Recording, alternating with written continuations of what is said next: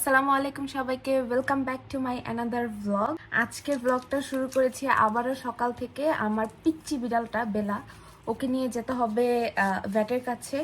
ওর ভ্যাকসিনের টাইম, আমার মনেও ছিল না যে ওর ভ্যাকসিন যে দেওয়া হয় নাই রিসেন্টলি। তো ওরা আমাকে এখানে আবার যেটা হয়, আপনি যখন ওদের সিস্টেমে ভ্যাট ক্লিনিকের সিস্টেমগুলোতে লগ ইন করে ফেলেন, আপনার নাম এন্ট্রি করে ফেলেন, ওরা আবার রিমাইন্ডার ইমেল দেয়। তো ওরা আমাকে রিমাইন্ডার ইমেল দিছে যে ওর লাস্ট ভ্যাকসিনেশনের ডেট হচ্ছে এই ফেব্রুয়ারি 19 তারিখ। তো চিন্তা করলাম না, এর আগে আমাকে আসলে ওর ভ্যাকসিনটা ডান করে ফেলতে হবে। তোর অ্যাপয়েন্টমেন্ট হচ্ছে 10টা 20-এ। ও মাই গড, অলরেডি 10টা 15 বাজে। Bye bye. ভাগ্যিস আমি এই কয়েকটা ক্লিপ আগেই নিয়ে নিয়েছিলাম, কারণ বাড়ির কাছে ভ্যাট ক্লিনিক থাকার যে সবচেয়ে বাজে জিনিস এটা হচ্ছে আমাদের দুজনেই, লাইক আমি আর রুবেল দুজনে গা হেলা দিয়ে থাকি। আমরা কখনো টাইম মতো যাইতে পারি না, কারণ আমাদের জাস্ট ড্রাইভ করে যেতে 5 মিনিট লাগে, এত কাছাকাছি।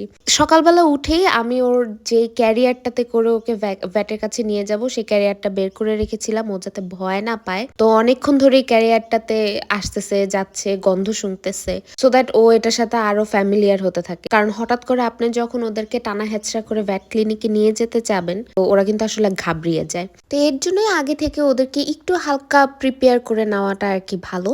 আর এগুলো হচ্ছে সব বেলার পেপারস। লাইক বেলাকে কিন্তু আমি প্যারা হিলস ভেটেরিনারি ক্লিনিক থেকে পেয়েছিলাম। লাইক ওদের একটা ফেসবুক পোস্টে ওরা লিখেছিল যে ওরা অনেকগুলো ক্যাট রেস্কিউ করেছে, এর ভিতরে অনেক বাচ্চা বাচ্চা ক্যাটস আছে। তো ওখান থেকে আমি আসলে বেলাকে পাই এবং বেলাকে অ্যাডপ্ট করি। আর এটা হচ্ছে ওর ভ্যাকসিনেশন সার্টিফিকেট। এখানে ওর যাবতীয় ডিটেলস আছে, ওর মাইক্রোচিপের ডিটেলস আছে, আমার ডিটেলস আছে। ওর যদি কখনো কিছু হয় বা হারায় যায়, আল্লাহ মাফ করুক, বা কোনো কিছুতে ওকে যেখানেই নিয়ে গিয়ে স্ক্যান করবে আমাদের ডিটেলস পেয়ে যাবে। এবং এটা কিন্তু সেম উইথ ব্লেসিরও মাইক্রোচিপ করা। তো এটা হচ্ছে মাইক্রোচিপের সবচাইতে বড় যে সুবিধাটা সেটা পাওয়া যায়। এই তো আমরা চলে আসছি, আমরা একদম টাইম মতো, একদম কাটায় কাটায় 10টা 20 না 10টা 21-এ এসে পৌঁছাইছি। এসে তো একটু ওয়েট করতেই হয়, এটা অল দ্য টাইম। ভ্যাট ক্লিনিকে আসলে আপনাকে একটু ওয়েট করতে হয়। এই তো ভ্যাট মানে পশু পাখির ডাক্তার, উনি এসে বেলাকে একটা ফুল চেক আপ দিল, কারণ আমরা ঠিক করেছি বেলাকে একবারই একটা ফুল চেক আপ করিয়েই নিয়ে যাই এসেছি যখন। তো এখন সে গিয়েছে তার ভ্যাকসিনটা নিয়ে আসছে, ইনজেকশনটা। এই ফাঁকে আমি এই ভিডিওটা করেছি, কারণ সামনাসামনি আসলে ভিডিও করা যায় না। তো উনি যখন বের হয়ে গিয়েছে তো তখন আমি টুক করে একটু ভিডিও নিয়েছি।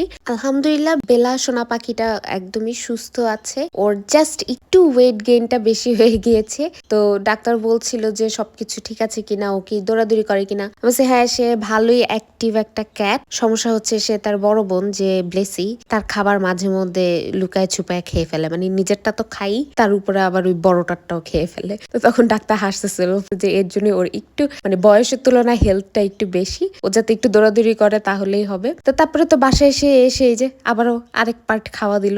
সে তো খায় নাই, তার তো মন ভরে নাই সকালবেলা খেয়ে, তাকে টেনে হেঁচড়ে নিয়ে গিয়েছিলাম। তো তারপর এটা হচ্ছে মেহেদি। আপনারা খেয়াল করেছেন যে আমার নখে আমি একটু মেহেদি দিয়েছিলাম, আসলে মেহেদি না, এটা হচ্ছে মেহেদি কালার। তো এরকম পাকিস্তানি কিছু পাউডার কালার পাওয়া যায় মেহেদির রঙের মতো দেখতে। তো আমি কি করে, আমি এই জিনিসটা আমি কিন্তু এগুলো বাংলাদেশ থেকে নিয়ে এসেছিলাম। আমি জাস্ট এটা একটু পানি দিয়ে গুলাই তারপর আমার পায়ের নখে দিয়ে রাখি। পায়ের নখে আমি তো অনেক পেইন্ট করি, আলগা নখ লাগাই, বিভিন্ন ওই যে গিয়ে আর্কেলিক করি, এটা করি ওটা করি।